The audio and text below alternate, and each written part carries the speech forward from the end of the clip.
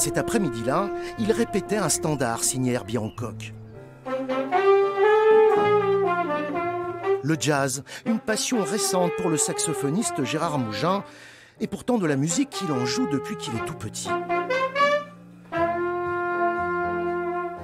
Je me souviens d'avoir récupéré un vieux poste à lampe de mon grand-père, et j'écoutais, c'était les années 60, quoi. J'écoutais le jazz, qui était... Bon.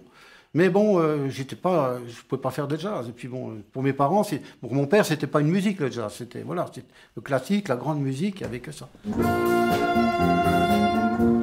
Depuis qu'il est en retraite, M. Mougin rattrape donc le temps perdu avec ses amis en montant sur scène.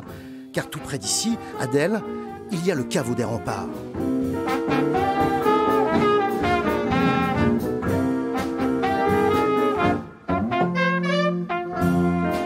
On a un groupe qui s'appelle Acro Jazz. On est 7 et on a en moyenne entre 5 et 10 concerts par an. Donc que ce soit, tu vois, des premières parties de spectacles d'une chorale, par exemple, qui veut un peu la partie, ou bien pour le Téléthon, pour un anniversaire chez quelqu'un, des parents en retraite.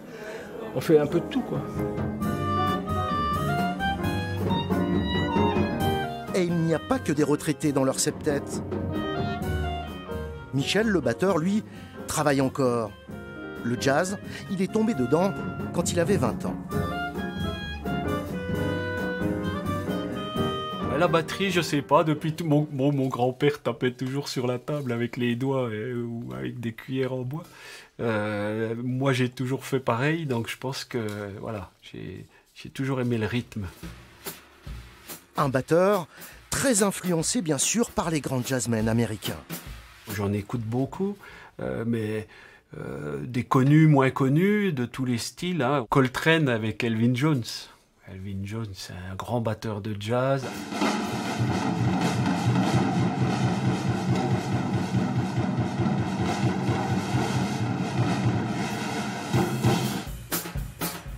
On ne développe pas suffisamment cette musique, hein, notamment à travers les conservatoires et tout. Trouver des musiciens amateurs qui pratiquent le jazz, c'est encore moins évident.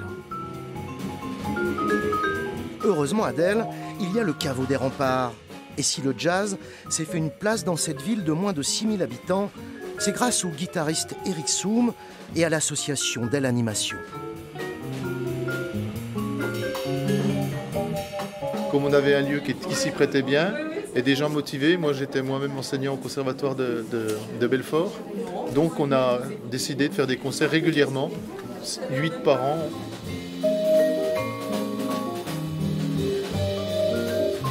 En France, on a tendance à considérer que c'est une musique un peu élitiste, quoi. Ce qui n'est pas le cas aux États-Unis ou dans d'autres pays comme l'Allemagne. Hein. Sur la scène du caveau, il y a donc les artistes professionnels et puis ceux qui viennent jouer en voisin.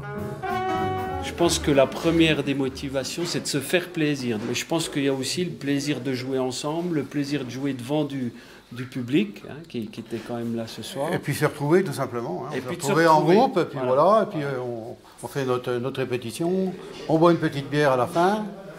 Ben, on est heureux, on est bien comme ça, voilà. C'est aussi une histoire d'amitié qui est à l'origine du Crescent. Demain, direction Mâcon, pour découvrir l'un des plus beaux clubs de jazz de France.